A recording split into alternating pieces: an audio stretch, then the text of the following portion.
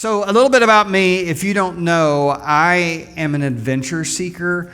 I love adventure. So when I'm planning my vacations, I'm like, I have the spreadsheets and I'm planning my adventure. And if I'm not on an adventure or I'm not planning an adventure, I'm also following an adventure. And so like last year, I watched this guy on Instagram traverse the Pacific Coast Trail. So he went from Mexico to Canada. And so I would watch his updates. And then I saw this one guy, he was traveling from Egypt to Japan without flying. And so that was fun watching him like navigate, different countries and everything, and visas and border control and trying to find tickets and hitching rides, and it was crazy. And I'm currently following an Australian that is walking around the world. And so he's like on day 650 or something like that. It was like bananas. I was like, this guy is crazy. But it's really neat following his journey. But last year I was following the journey, and I don't want to get her name wrong, but her name was Cole Brower. And Cole, this is what she did. She is the first American woman to circumvent the globe nonstop in the Global Solo Challenge, finishing second. All right. So what this means is she sailed single-handed around the world nonstop and unassisted. Crazy. She started the race in October 29th, 2023, the only woman and the youngest among 16 competitors. And during the 130 days on her boat, she injured her ribs, suffered dehydration, and had to give herself IV fluids. In fact, one point, and she's got video of this, one point in the journey, her autopilot disabled and broke, so she's kind of like has to figure out how to repair all these things on the fly. And her boat broached 90 degrees in 30-foot waves, 90 degrees, and threw her across the cabin. And she has video of that, of her like flying across the cabin, and that's how she injured her ribs. But the phrase unassisted and single-handed is a little bit of a misnomer because I want to explain it a little bit more. Cole, according to her, she had nearly 25 people as a support team. She had a project manager, a full media crew, so graphic artists, filmographers, the whole 9 yards. She had weather experts. She had technical and rigging experts. She had a 24-hour medical team. She had a logistics team and a support staff. All right, so nearly 25 people on her journey. And my point is this, is that it may say that she did this single-handedly, but she didn't do it single-handedly. She had a team around her to help her circumnavigate the globe. And I don't think it's too far of a stretch to say that sometimes we feel in life like we're flying across the cabin. Some 30-foot wave out of the blue has hit us. Our boat has broached 90 degrees, and we're getting up, and we're in pain, and we're in agony, and we're trying to figure out what happened.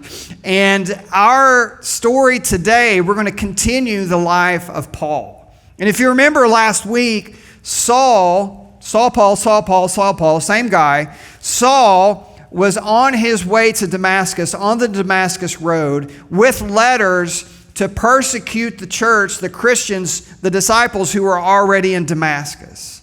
And he was a bad mama jumbo, okay? He was bad dude. He was a bad dude because he says actually at one point later in his letters that he would persecute them even unto death.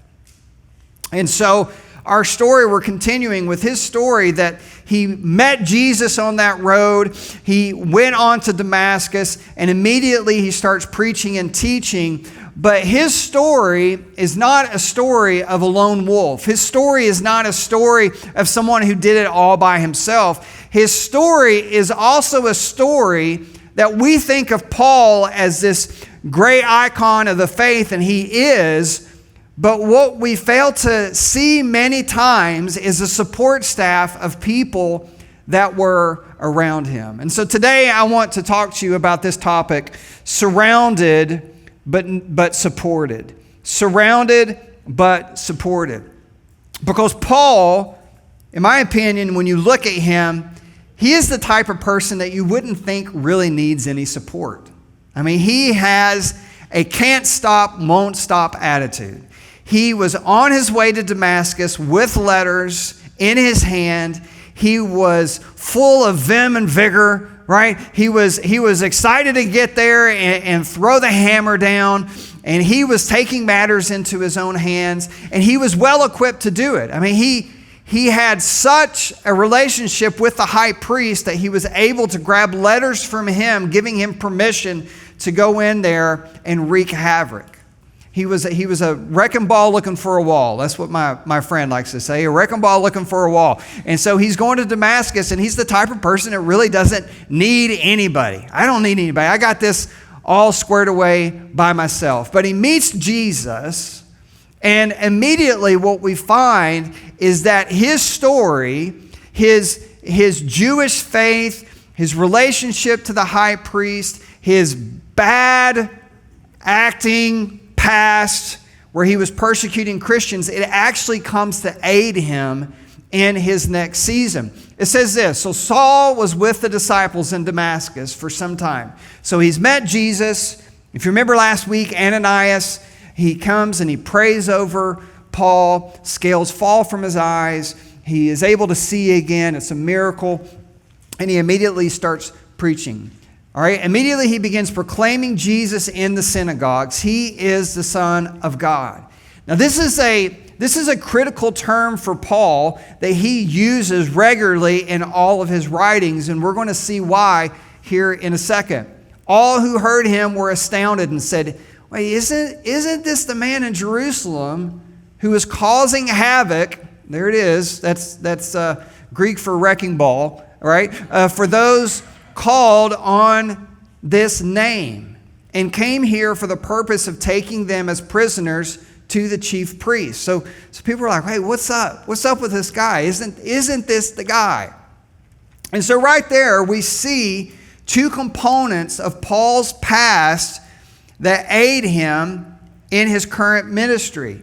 It says that Paul grew stronger and kept confounding the Jews who lived in Damascus by proving that Jesus is the Messiah.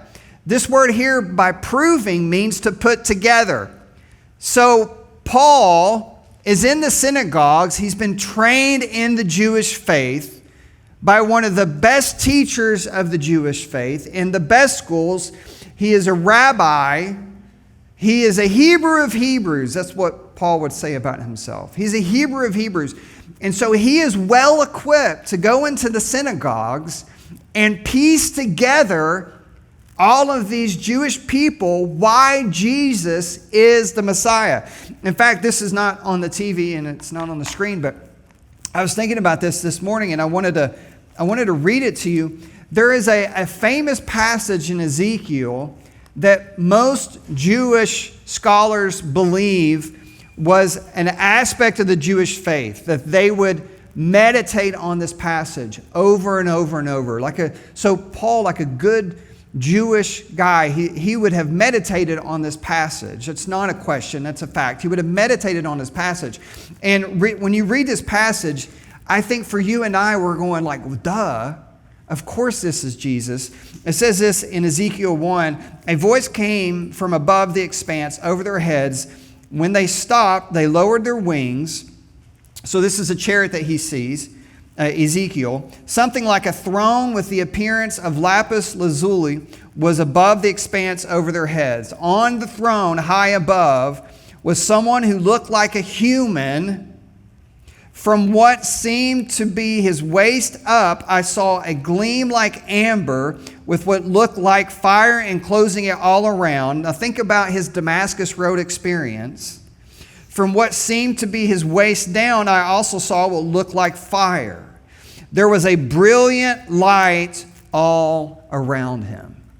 And so Paul is now going into the synagogues, and he is piecing together for the Jewish people their rich heritage and faith and all of these prophecies. And he's like, hey, don't you see this right here? This is talking about Jesus. Hey, Isaiah, where it says he was pierced for our transgressions, he was bruised for our iniquities. He's talking about Jesus right here. Don't you see it? So he has such a unique perspective. And let me say this too. One of the great arguments for the Christian faith is you have to do something with Paul. You have to, like the disciples, if you want to like make up, conjecture some story, like, well, they were so bought into this message of Jesus that they stole his body and they claimed that he rose from the, and so you could kind of make up some story if you want to. You can't do that with Paul. You can't. Paul is so dead set on crucifying, putting to death the people of the faith, the people of the way, and then in an instant, this guy does a 180. Something happened on that road. Something happened on that road, and he is in such a unique station in his life from his past, because this is what I want us to see. God uses every season as preparation for the one that follows.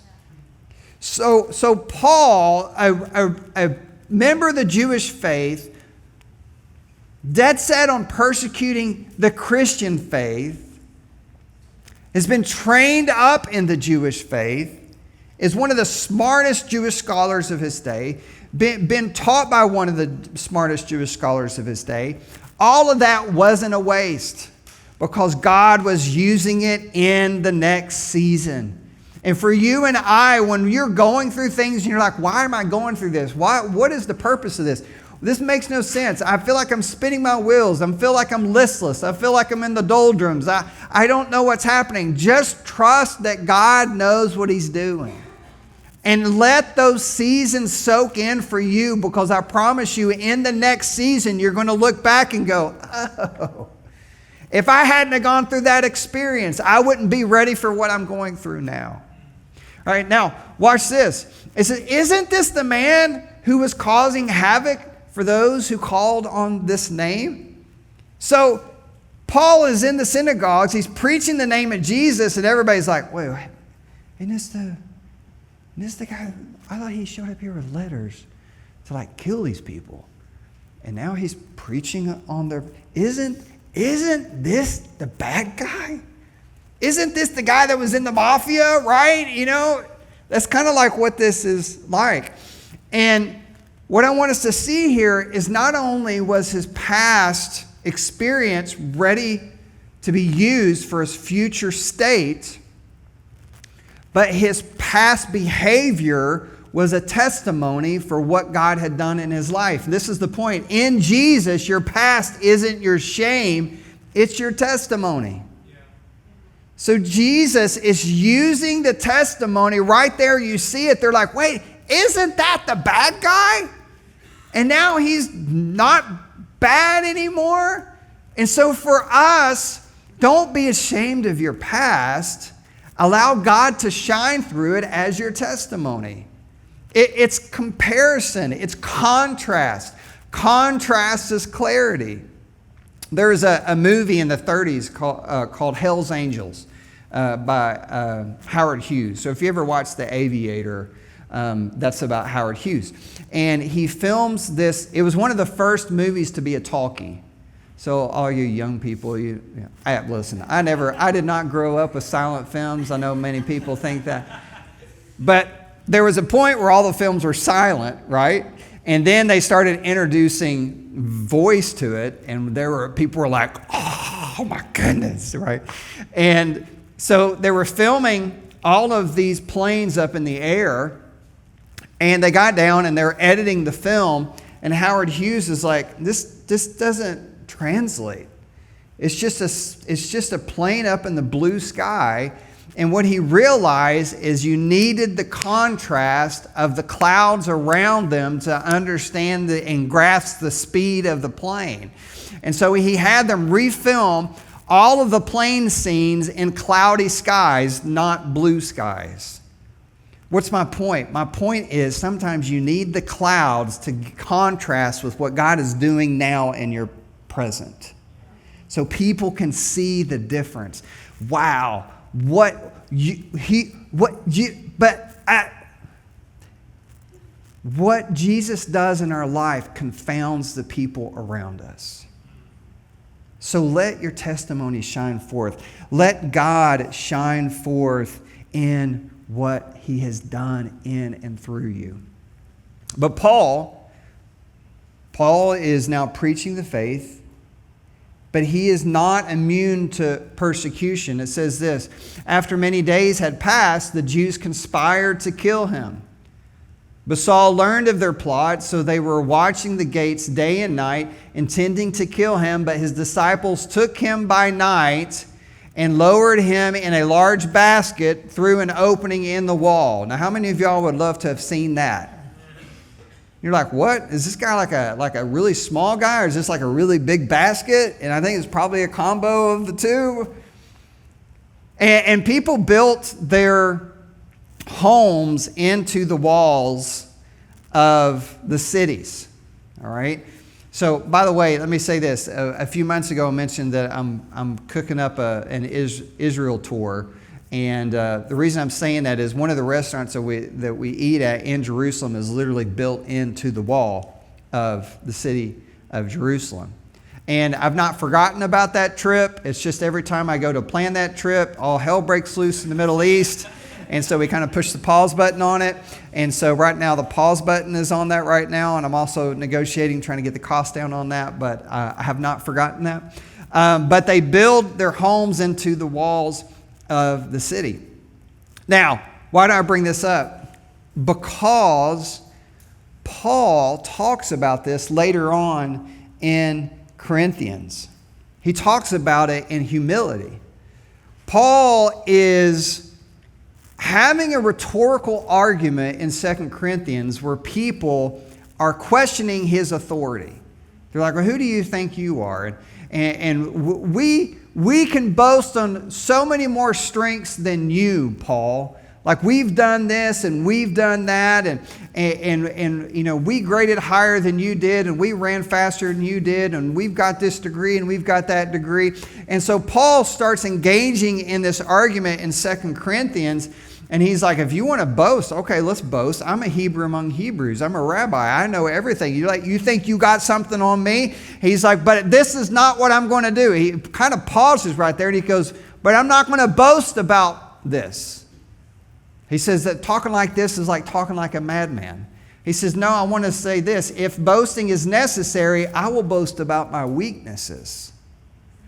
And this is how he does it. He goes back to this story.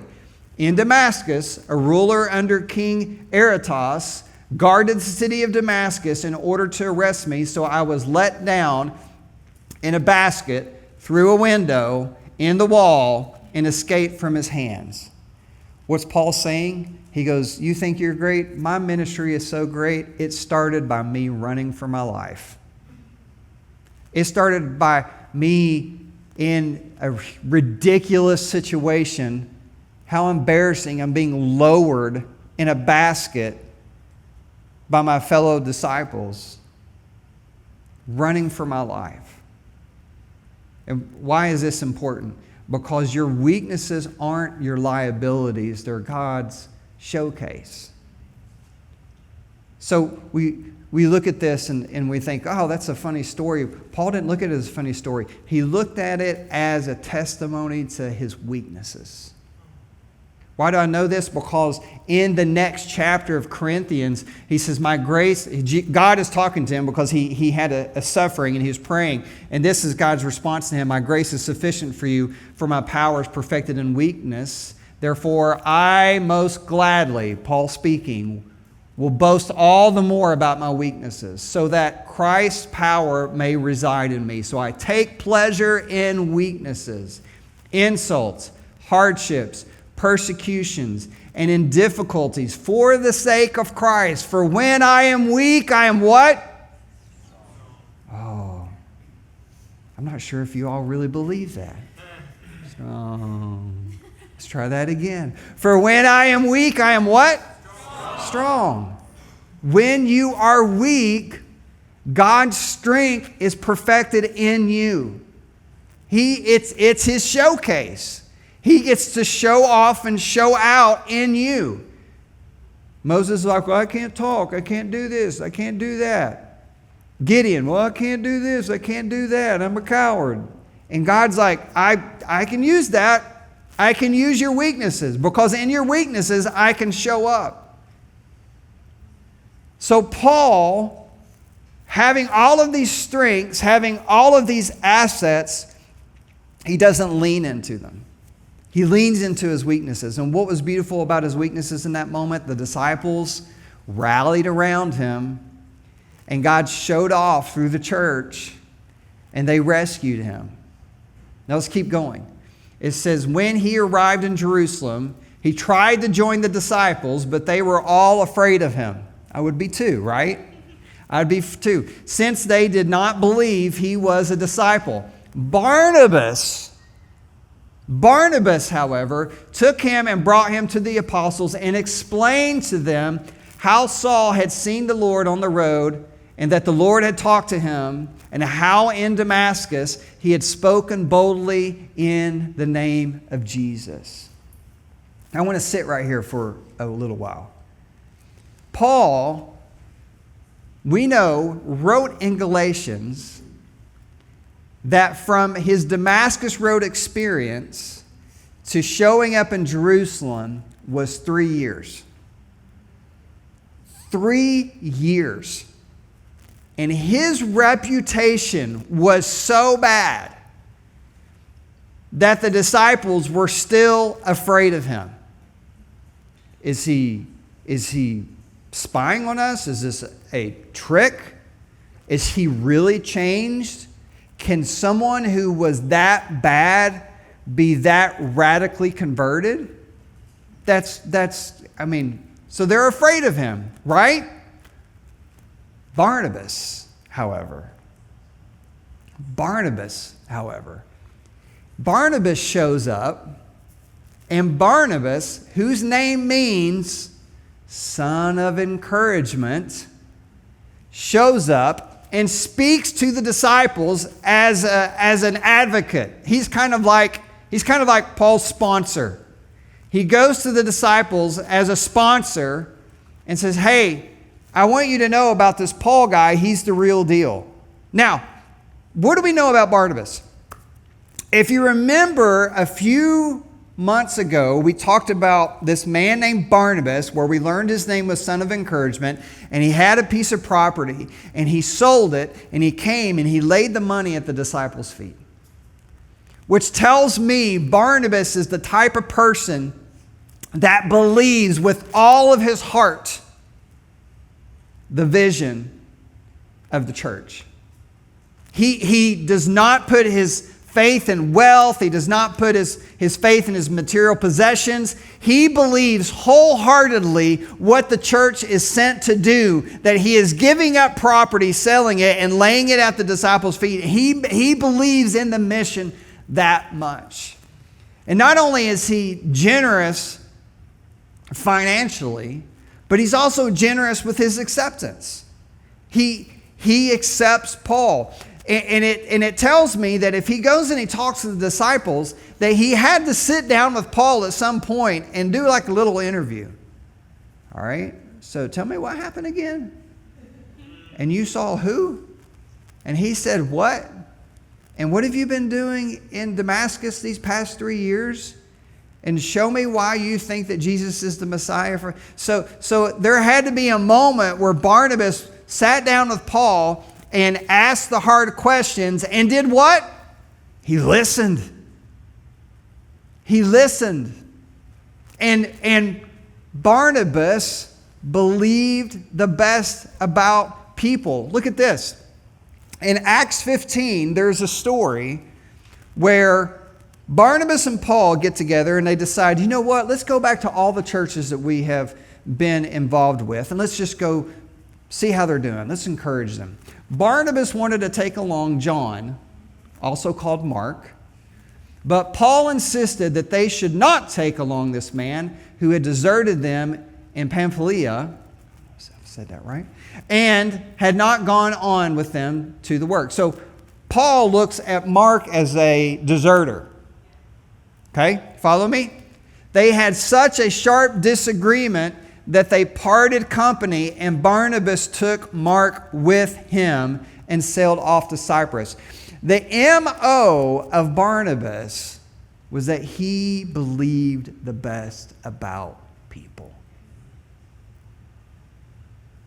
He's with the person that he believed the best about, Paul, who stood in the gap for him and is so unwilling to give up that character trait that he and Paul end up splitting apart and going in different directions. Now, you read on later, and Paul writes and says, "Send Mark to me because he is useful to me." So they've all kissed and made up, and they've hugged, and you're right.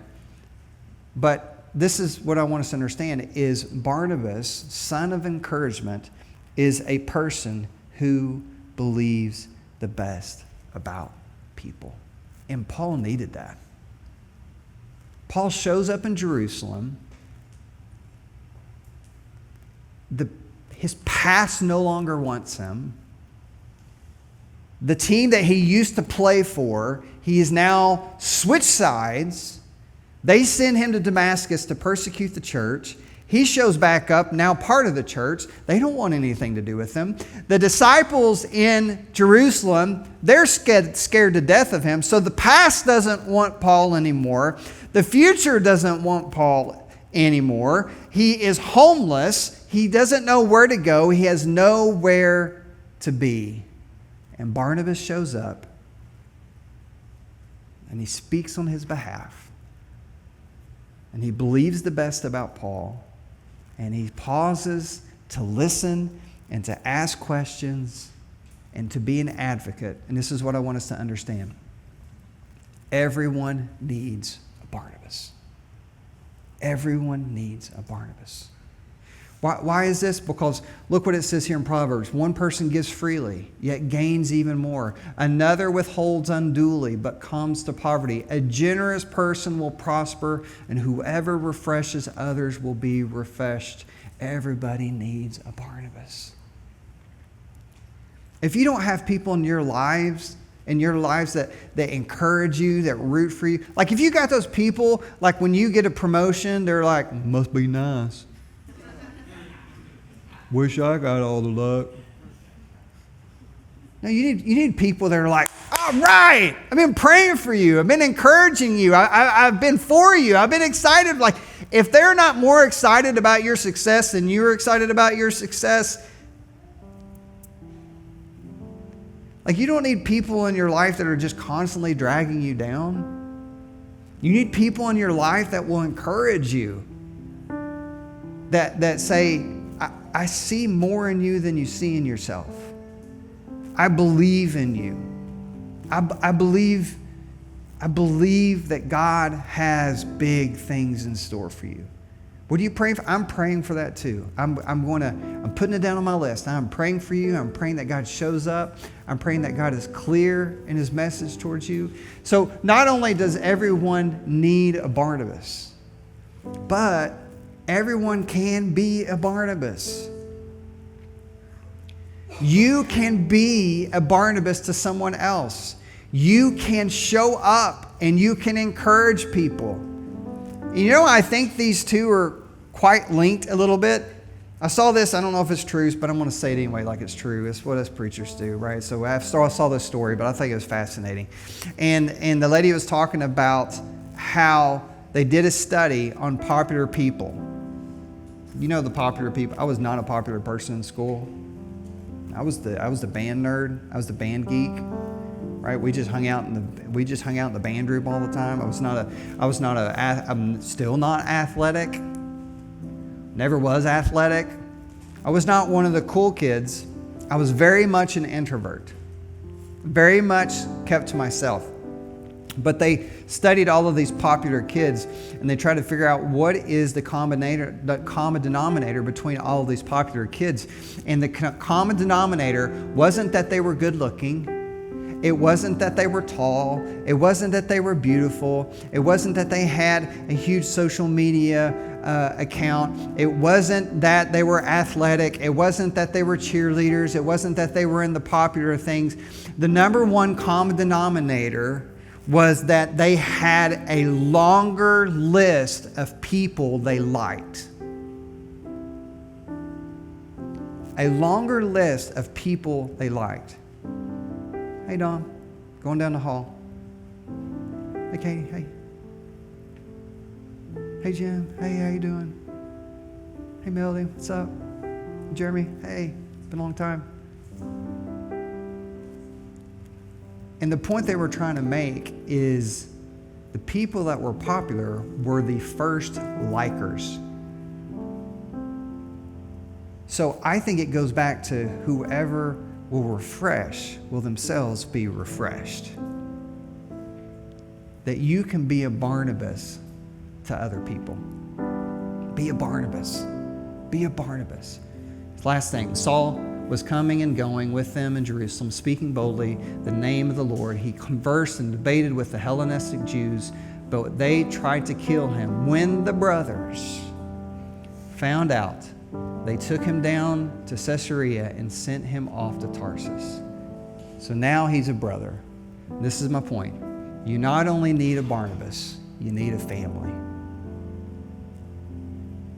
And I mean this with all of my heart. I love our church.